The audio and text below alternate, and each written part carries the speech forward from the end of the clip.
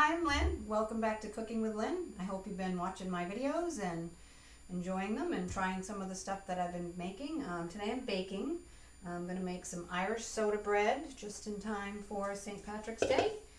And you could probably throw this together without even having to go to the market because it's a lot of ingredients that you probably already have at home.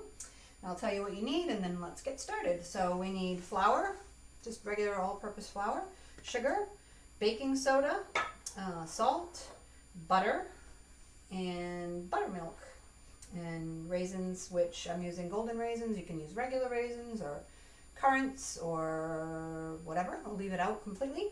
I made my own buttermilk. It's a cup and 3/4. I put a tablespoon of lemon juice in there to turn it into buttermilk, so you don't have to run out and buy buttermilk. If you have a lemon and some milk, you're all set.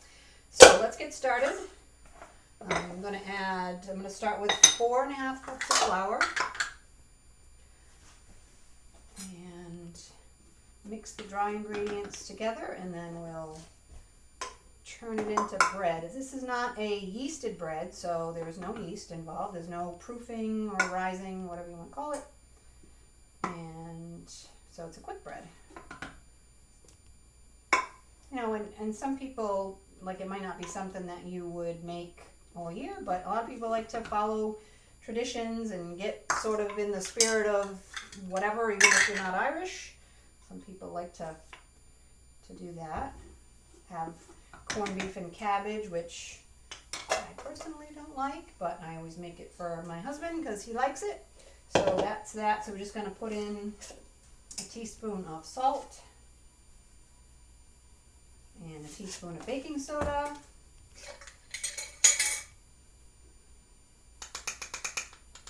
Let's be precise here. Baking is a precise thing. Let's mix that together. Okay, now we're going to cut the butter in. It's not a ton of butter, and I might add more if I need to. You don't want it to be too, so we're going to do this with our hands. Let's roll up the sleeves.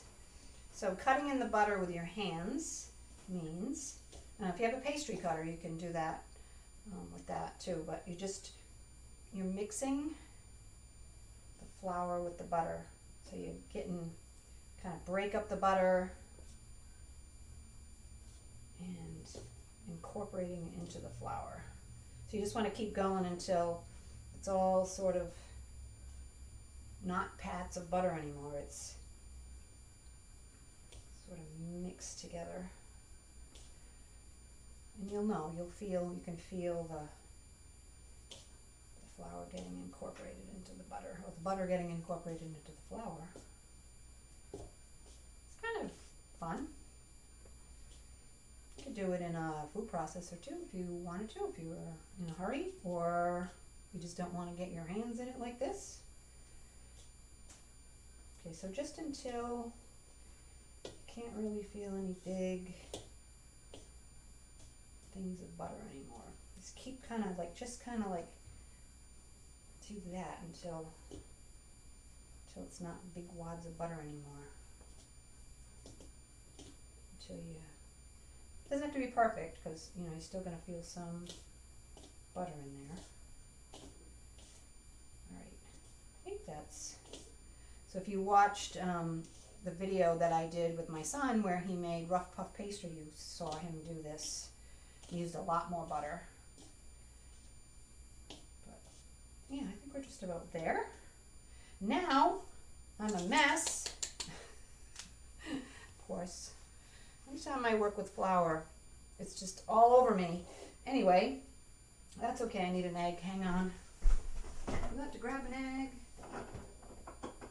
Okay. So now, we're going to add the raisins, and then we're going to work an egg in. And then we're going to, also need a fork.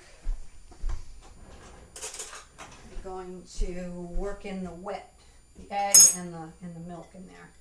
I think I have enough here. About a cup, or whatever you want. If you want a lot more, put a lot more. Personal preference. Kind of work that around. And then make a well in the middle. just like separate the flour, and then we're going to work the egg in there. I have flour all over me. I'm just going to bust that up a little bit.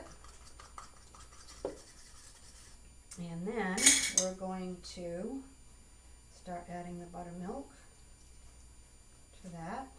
And just kind of start stirring it.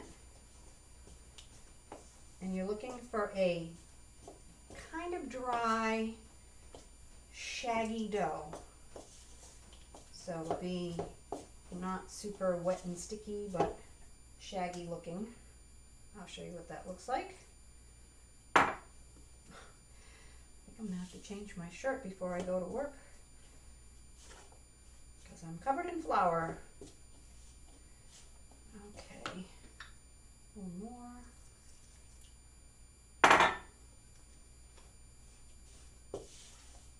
Getting there. Hoping you can see it's already looking like dough, but it's still extremely shaggy. It smells good. You're going to want it to, to be incorporated enough so that you can bring it together and sort of, we're not really going to be kneading it, but just to the point where it, like it is now, where it's hard to stir. It's getting too hard to stir, so at some point soon we're gonna dump it out onto here and turn it into a loaf and get it in the oven. I have the oven on 425. It goes in for anywhere between 35 and 45 minutes. And all right, so that's good right there. Get that off there. Make more of a mess. And over there we're going to flour. Who's we? When you're watching a cooking show and they're like, we're going to do this. Well, who's we? It's just me here. Flour my hands because it's going to end up getting all over me. All right. Still a little bit more in the bowl, but that's okay. So I'm going to bring it together. Get that out of the way. Just bringing it together. Don't want to overwork it. It's actually pretty sticky. Just so that till it comes together. All the little raisins that are escaping. So I think we're just about there. So I'm wearing most of it on my fingers. Yeah. It's shaggy. If you've ever seen Irish soda bread, you've seen how it's kind of craggy looking. My goodness. It is pretty sticky. All right, so let me get it off my fingers so I can get it onto this cookie sheet. There we go. Let me get rid of this mess. Okay. Okay. So it's formed into a loaf, and you can use a cast iron skillet if you want. You could do this in a Dutch oven. So just form it the way you want it. This is a good size for an Irish soda bread. And those raisins keep trying to jump ship. I'm going to grab a knife real quick and wash my hands. Sorry.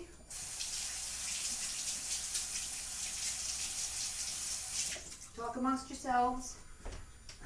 I need a knife. Because what I want to do is score it kind of deeply. Making an X. My hands are a mess. Not all the way through, but all right, so there we go. All right, so that's what it looks like done.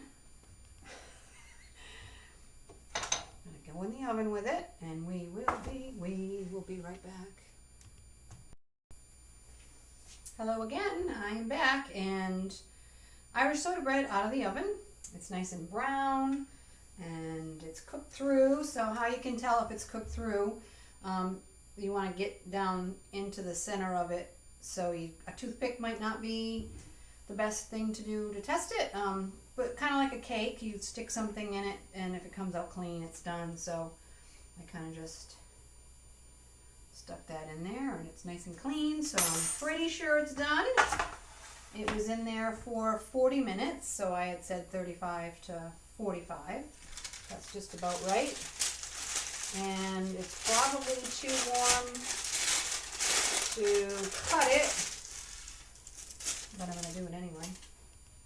So, it has that nice crisscross pattern, and you can see actually the golden raisins, they browned up so they look like regular raisins. But I'm just gonna, I don't even know how you're supposed to cut this thing. We usually kind of just hack into it, but it's got like a good crust on the outside. It's craggy, so yeah, it's definitely cooked through. Smells amazing. And I got a little quiz for you. What did I forget? I forgot to add the sugar, so don't do that. Don't be like me. Make sure you add the sugar, and don't forget any of the ingredients when you're mixing it up. You can definitely tell I forgot the sugar. I'm sure it's still going to taste good. Put a little butter on it and excuse me, enjoy it with a cup of tea. So come back and check it out again. In 2 weeks I am making risotto. I hope you make this. You got a couple days left before St. Patrick's Day. And actually when this is posted you'll only have 1 day, but you have all the ingredients in your house, I bet you do. So give it a try. And then got some April recipes coming up, and just gonna keep going and keep cooking and keep baking, and I hope you keep coming back. So I will see you very soon.